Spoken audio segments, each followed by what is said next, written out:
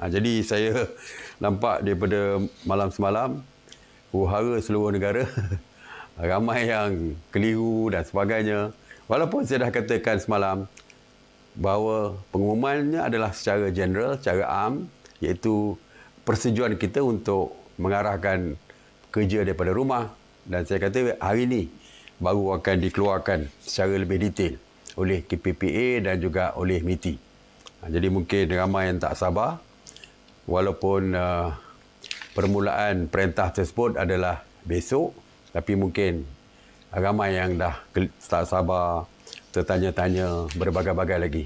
Alhamdulillah, hari ini Ketua Pengarah Perkhidmatan Awam telah mengeluarkan perkeliling bagi memaklumkan berkenaan dengan arahan ini, di mana Ketua Jabatan hendaklah memastikan semua pegawai di peringkat pengurusan dan pentadbiran yang tidak diperlukan berada di pejabat, sebaliknya bekerja dari rumah. Telah pun dikeluarkan pagi tadi.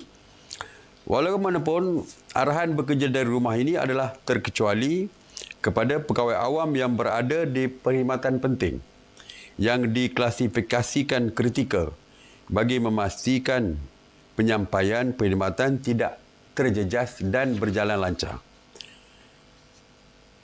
Hari ini, MITI juga telah mengeluarkan kenyataan berkenaan dengan arahan bekerja dari rumah yang melibatkan hampir 800,000 pekerja industri. Pihak MITI juga, saya dimaklumkan malam tadi, telah mengadakan perbincangan dengan persatuan-persatuan industri dan saya ingin meminta supaya persatuan-persatuan ini, wakil-wakil persatuan ini memperjelaskan kepada ahli-ahli persatuan mereka mengenai arahan dan SOP yang berkaitan dengan arahan bekerja dari rumah ini. MITI sendiri telah pun mengeluarkan apakah jenis pekerjaan yang terlibat, siapa yang patut bekerja daripada rumah, siapa yang patut bekerja di sektor-sektor ataupun industri-industri di bawah MITI tersebut. Ramai yang tertanya sebab saya cuma menyebutkan semalam iaitu industri di bawah MITI dan juga kaki tangan awam di bawah KPPA, di bawah Perkhidmatan Awam. Ingin saya jelaskan bahawa sektor lain tidak terlibat dengan arahan mengenai bekerja daripada rumah ini.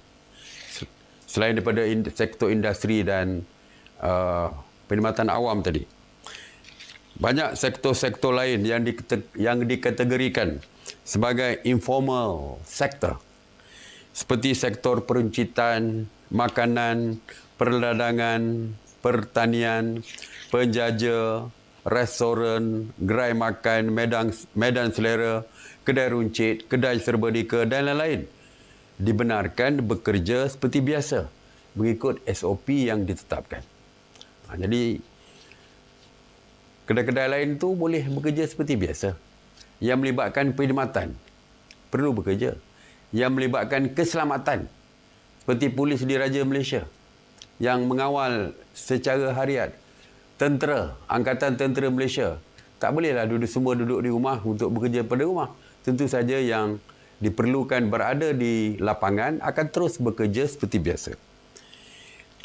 Walaupun untuk MITI, perincian lanjut berkenaan dengan kategori yang perlu bekerja di rumah dan kategori bekerja di pejabat yang ditentukan oleh MITI bolehlah dilayari di dalam laman sesawang MITI untuk mendapatkan maklumat yang lebih detail. Pekerja-pekerja pengangkutan awam, seperti saya kata tadi, dari segi perkhidmatan, sektor perkhidmatan, seperti pengangkutan awam, bas ekspres, LRT, taksi, e-hailing dan khidmat penghantaran makanan ataupun delivery services juga boleh bekerja seperti biasa. Majikan perlu juga mengeluarkan surat perlepasan perjalanan bagi setiap kaki tangan yang dibenarkan bekerja sepanjang tempoh PKPB ini.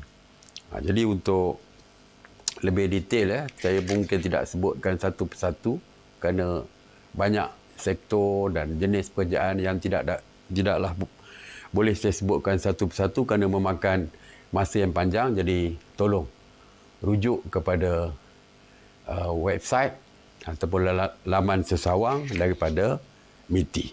Ya. Dan seperti saya katakan tadi bahawa arahan ini akan terlaksana sehingga tamat tempoh PKPB. Jika PKPB ditamatkan, maka tamatlah arahan bekerja pada rumah ini.